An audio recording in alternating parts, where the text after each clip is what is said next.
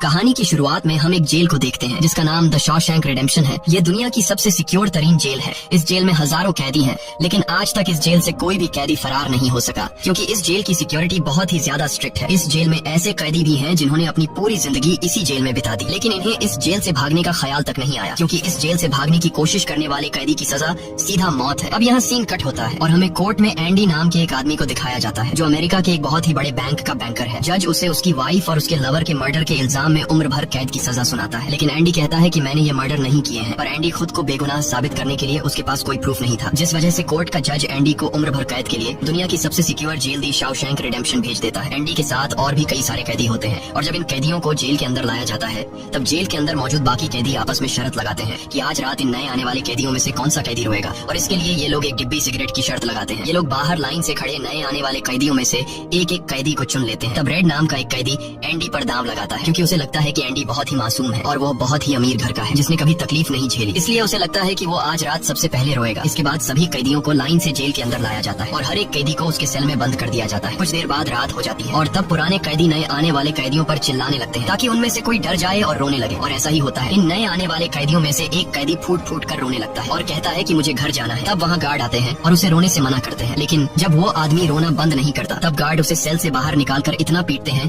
कि वह बेहोश हो जाता है। दूसरी तरफ रेड एंडी पर लगाया हुआ दांव हार जाता है और रेड समझ जाता है कि एंडी बहुत ही स्ट्रांग है, क्योंकि इतना डराने के बावजूद उसने एक आवाज तक नहीं की। इसलिए अगले दिन रेड अपने साथी को सिगरेट का एक डिब्बा दे देता है, क्योंकि रेड एंडी पर लगाया हुआ दांव हार चुका था। तभी हम एंडी को देखते हैं जो अकेला चुपचाप ब्रेकफास्ट कर रहा होता है। तब एंडी की मुलाकात जेल के सबसे पुराने कैदी ब्रुक्स से होती है। ब्रुक्स को यहाँ इस जेल में लगभग 50 साल पूरे होने वाले हैं। एंडी समझदारी से ब्रुक्स से इस जेल के सभी छोटे बड़े रूल्स और हर एक कैदी के बारे में जानने की कोशिश करता है। तब ब्रुक्स एंडी को जेल का हर एक सीक्रेट बता देता है और वो एंडी से कहता है कि अगर तुम्हें जेल के बाहर से कुछ मंगवाना हो तो रेड नाम के कैदी के पास जाना। ये सुनते ही एंडी भी इंतजार नहीं करता और वह सीधा रेड के पास पहुंच जाता है और रेड से कहता है कि मैंने सुना है तुम बाहर से किसी भी चीज को अंदर मंगवा सकते हो। तब रेड कहता है हाँ मैं मंगवा सकता हूँ, लेकिन ऐसी चीज जो यहाँ से भागने या फिर किसी को मारने में काम ना आती हो। एंडी रेड से कहता है कि मुझे हैमर यानी एक हथौड़ा चाहिए। हथौड़े का नाम सुनते ही रेड कहता है कि तुम्हें हथौड़ा ही क्यों चाहिए, क्या तुम हथौड़े से किसी को मारने वाले तो नहीं हो? तब एंडी कहता है नहीं, मैं किसी को मारने वाला नहीं हूँ, मेरा यहाँ कोई भी दुश्मन नहीं है। ये सुनकर रेड कहता है कि तुम्हारा यहाँ दुश्मन तो नहीं है, लेकिन जल्द ही कुछ लोग तुम्हारे दुश्मन बनने वाले हैं। वो कुछ लोगों की तरफ इशारा करके